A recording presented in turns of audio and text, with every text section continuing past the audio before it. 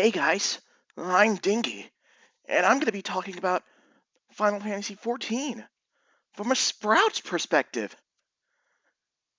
Okay, I can't do that.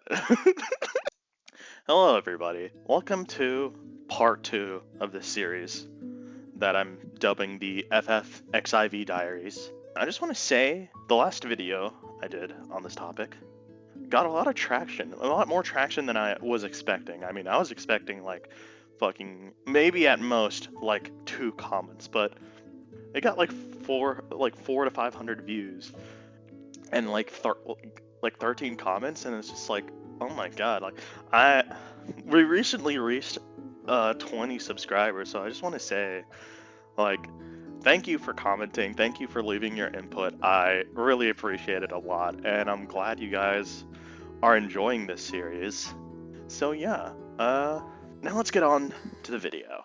But before that, I want to talk about my experience with the Razer Tartarus Pro. Now you might be wondering what this has to do with Final Fantasy XIV, or at least my experience with Final Fantasy XIV, but I've been eyeing the Razer Tartarus Pro for like about a couple months, like to a year maybe. It looked like it would be very useful for Final Fantasy XIV, and I always wanted to try it.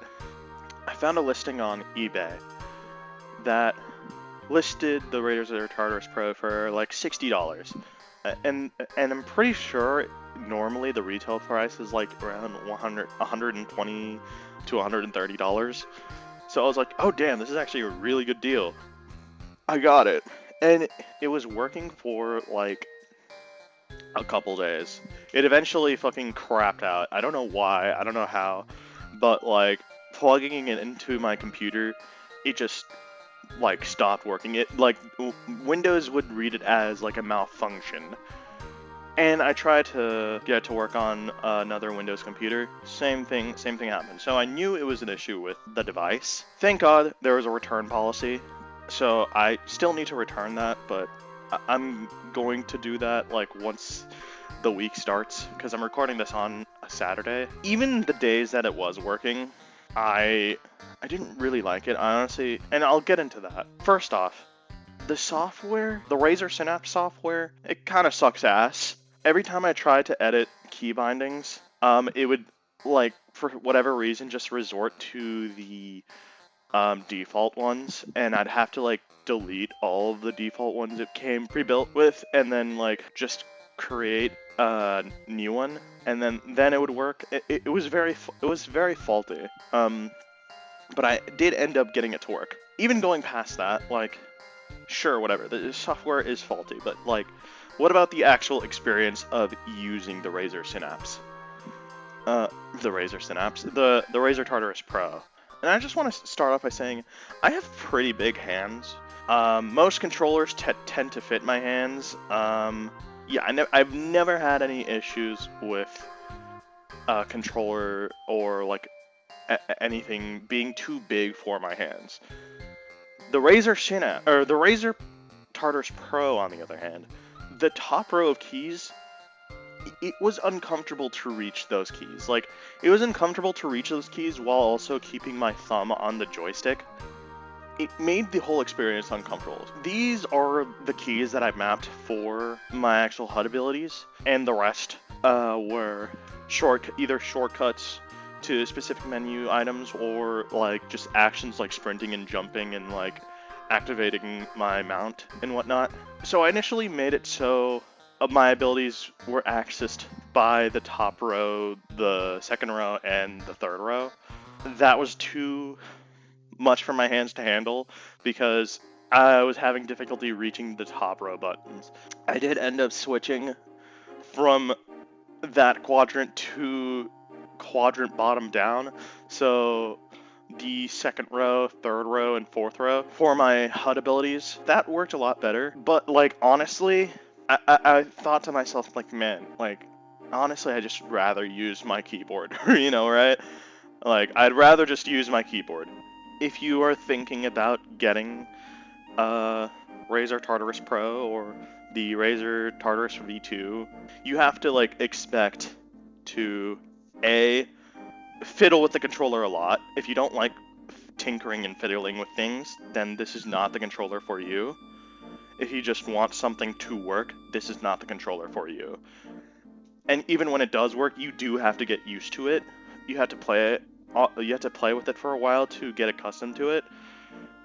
And if you're not willing to sink in the time for that, and if the keyboard just like already works well enough for you and you're already used to it, just stick with the keyboard. I got this device because I thought it was cool, and it also looks really cool. I got the white version. It looks really nice. Like, yeah, it's just a shame because it takes a lot of time to get used to, and also it stopped working for me, so I couldn't even like give it that time that like it needed. So that's my experience with the Razer Tartarus Pro.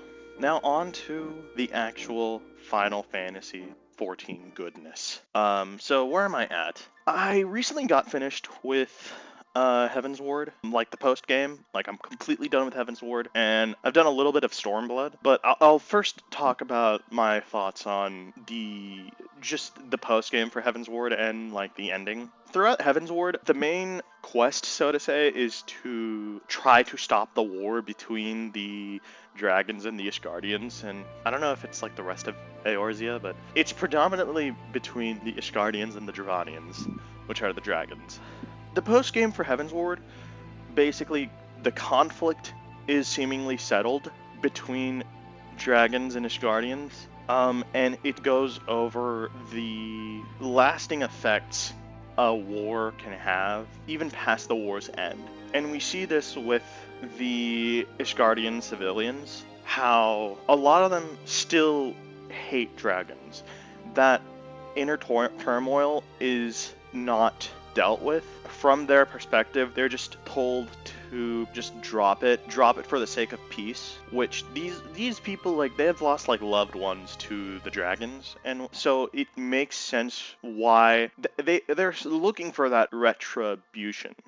So one of the things I like about the post-game for Heavensward, and just Heavensward as a whole, is that the war between dragons and Ishgardians, it isn't black and white. Like, there are definitely like people that like for example Nidhogg. I forgot exactly like what happened to the dragons, but I'm pretty sure like long ago like the Ishgardians like somehow took advantage of the dragons or whatever the fuck.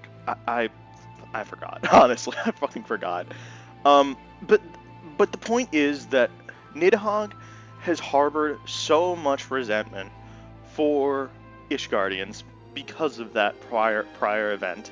I also must say that dragons' lifespans are like fucking 100 times more than humans. So, like, Nidhogg existed for like 10x generations compared to like Ishgardians. So he is the one that has been perpetuating this war.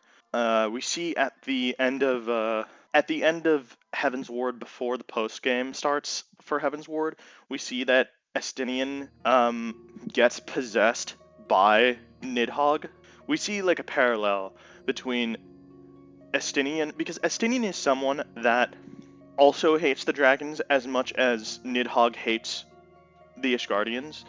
In Estinian's case, like, I'm pretty sure his whole entire village gets burnt down. Like, it's one of those like very like cliche stories. I mean, like, fucking whatever. But I think the thing that Final Fantasy XIV does that helps it stand out between the two is the parallel between Nidhogg and Estinian, and it made Estinian like sort of a perfect host for Nidhogg's like rage and fury. So yeah, Estinian gets possessed by Nidhogg, and for the first half of Heavensward's post game, we see like how the Ishgardians are reacting to the end of the war, and how they're just like, they don't really subscribe to the idea of, oh yeah, fucking fucking the Dravinians are like people that we should care about.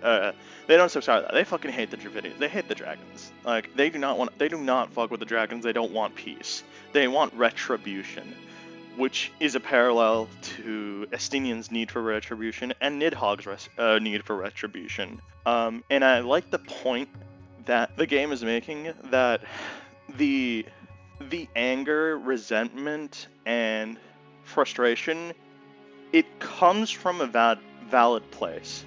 Because in all these cases, it is understandable why someone would harbor so much resentment and anger. For these people, it almost feels as if telling them to just stop being angry, it's like a slap to the face. It's like, I've been feeling this anger for so long, and now you're telling me to just stop. Like, I have had family members that have died to the dragons in war, and you're just telling me to let it go and act as if everything is normal between us and the dragons. Of course, people are going to react in a way that is like, no, fuck that. This notion of peace is a false one. Also, you also got to keep in mind that Ishgardians, like, they don't know what peace looks like between them and the dragons. They have been for as long as they lived, dragons were the enemy. So they're not used to the idea of perhaps they don't have to be the enemy. And everybody that's, like, on your side, the king of Ishgard, and everybody that you're surrounded with that is trying to harbor that peace, they acknowledge this. Like, they acknowledge that it is going to be hard for people to get used to the idea of peace and recognize that it is a possibility. And so the point of the post-game of Heavensward is to try to solve this problem, to figure out how to achieve peace for a nation that doesn't want it. I think this expansion's themes of learning to acknowledge that your anger comes from a justified place, and then B, in spite of that, in spite of your anger coming from a justified place, it is still volatile, and it still causes more destruction. And we see this because the same anger Nidhogg had, and he is the reason for why the war, I'm pretty sure, started. If this anger is not kept in check, then it will disperse into, like, everyone around you. And then they now have to deal with their own anger, and it's not, the way to deal with these feelings of anger is not retribution, because it doesn't solve anything, it just continues the cycle. And we see that with Nidhogg continuing the cycle and causing the Ishgardians to then lose, like, shit ton of loved ones, and, like, I mean, the effects of war, like, it's going to cause resentment. And now we see that same resentment that Nidhogg had now displayed in the Ishgardian civilization, and now they want to continue that anger. They want to continue that fucking quest for, like, vengeance, essentially. And that only breeds more anger. That's really the point of it. It's like, anger breeds more anger. If your North Star is vengeance, it will only breed more. It will only breed other people to then also look for vengeance. It doesn't stop that cycle of death, that is the cycle that needs to be stopped, right? Like, the endless killing, the endless death. You kind of need to put your own feelings to the side and think about what actually needs to happen in order for this needless destruction to stop. That to me was the main point of Heavensward.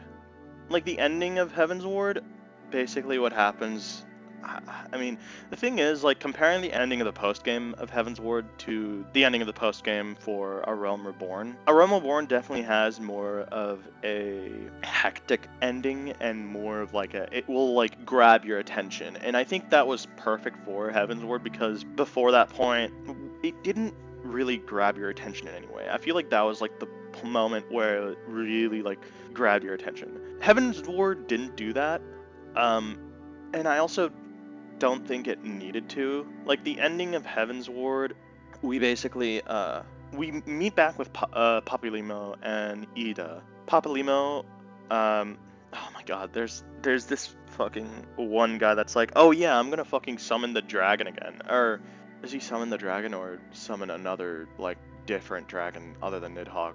Whatever. But Papalimo gets to the point where it's like, I need to fucking, in order for this dragon to not be summoned, I need to like cast a spell that will drain like the entirety of my life force. Papalimo like is like, okay, I'm up to the task. Everyone is like, fuck, don't do that, Papalimo. Like, especially Ida. And then Papalimo is like, Ida, you need to go. He asks Thancred to just pick up Ida and just go to the fucking ship. I picked the option to stay with Papalimo to see what happens, and he just casts a spell that bounces me to the ship, and then, well, his death occurs. And then, like, so we go to, I think, I forgot exactly where we go, but we basically summon this, like, giant, like, mech thing that fights the dragon. Basically, Papalimo, like, casts a spell that contains the dragon in, like, this sort of orb egg thing that will buy us time to then go to the what's it called, the fucking, I actually forgot where they go, but they summon the like machine that like attacks the dragon, so it's like mecha versus dragon. They duel it out, and then they both like fucking crash down and die, and then that is like end to the main conflict of Heavensward. And then later on, like the ending of the story, we realize that Ida is actually not Ida, and is actually her sister that is like, I guess, cosplaying as Ida. And it turns out that Ida has actually like died like 6 months ago. I didn't really care. I wasn't really attached to Papalimo or Ida, and I attribute this to A Realm Reborn and it not really like giving me that opportunity to really get to know the characters. I mean, like, we get to know them, right? Like, we understand the backstory and why they exist, and like it basically acts as setup for everything in post game of A Realm Reborn and the rest of Heavensward, but that's all it does. It doesn't give you the opportunity to actually like connect with these characters. So like their deaths are like less meaningful to me, but that's just me. I don't know if anyone else feels the same way, but yeah. Then we realize that like Ida's sister, her name is Lise. I don't know why, but I don't really like the way she looks. She like, her face looks like a Barbie doll. Like whenever I compare it to everyone else's face, I feel like it's such like a weird like stylistic thing. It's very subtle, but everybody has like this sort of like anime kind of esque face, and then Lise just comes here with like looking like a Barbie doll. Like, I don't know, it's just something I noticed, but it really doesn't matter. And I'm pretty sure Heavensward ends on that note of the introduction of Lise, which I'm guessing she'll have more relevance in Stormblood. I'd say my thoughts on this expansion. I think it was pretty good. I always appreciate Final Fantasy XIV and it like sort of delving in deep with the politics of everything. This game is a very political game. Like, for example, like the part where I forgot how to pronounce his name. Amenolain? Fucking Amenolain. I'm just gonna say Amenolain. So when he like is like, oh my god, there's like so much that goes into it. So basically, we enter a tavern, and then this woman like drugs us, and she's like, just go to sleep, go to sleep. She actually doesn't do that little laugh there. I added that, but she like starts like the protest of like, hey, we should not accept dragons. They're evil. Like, they've we've lost so many loved ones, the dragons, and then Emmeline goes to like his henchman. He's like, "Do something, will ya?"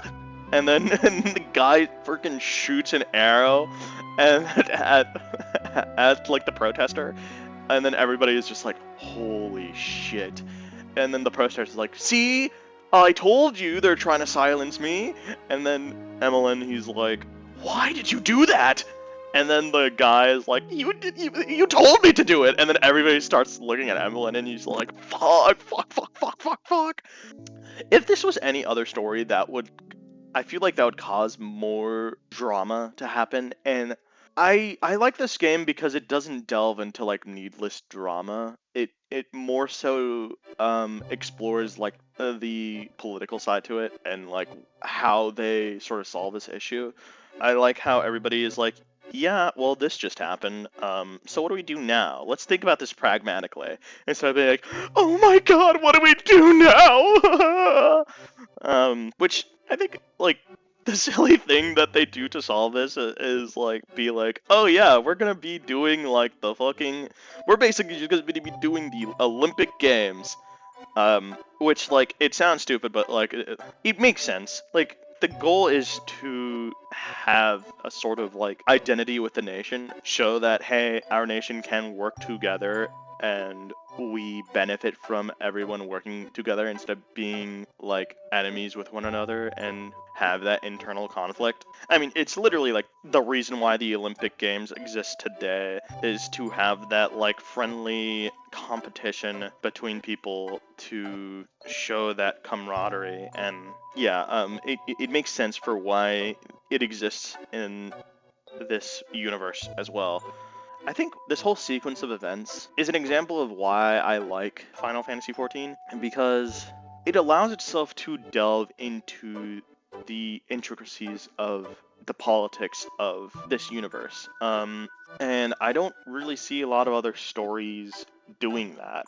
And not only is it just strictly politics, but it's also the relationship between the emotions people have and the politics of the universe, and how it impacts the world of Eorzea, and how people's feelings have an impact on the national level, right?